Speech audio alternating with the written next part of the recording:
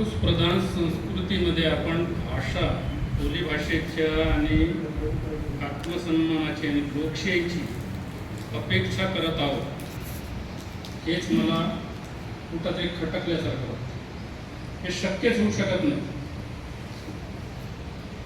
माफ करा, हे जे बोलत असताना मी भान ठेवून बोलत आहे की ज्या समाजामध्ये, ज्या घरामध्ये आपण म्हणजे पुरुषप्रधान संस्कृती अवलंबन करतो आणि आपण म्हणजे अपेक्षा ठेवतो की बोलीभाषेचं किंवा आत्मसन्मानाचं किंवा लोकशाहीचं म्हणजे मूळ मजबूत होईल.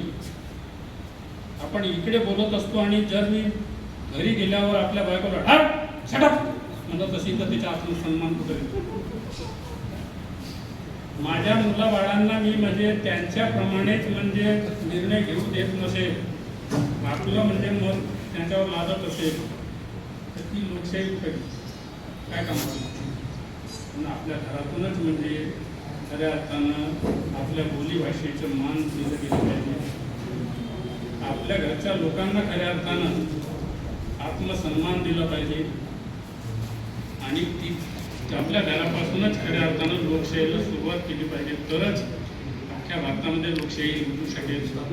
हा खूप मोठा विषय आहे.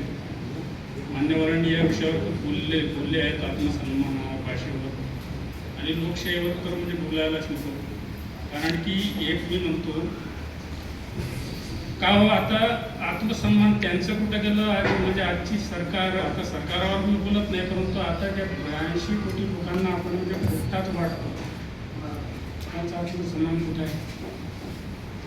त्यांचा आत्मसन्मान केव्हा जागे होईल?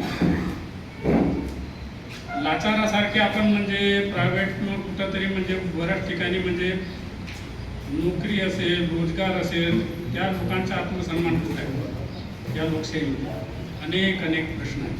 खूप प्रश्न आहेत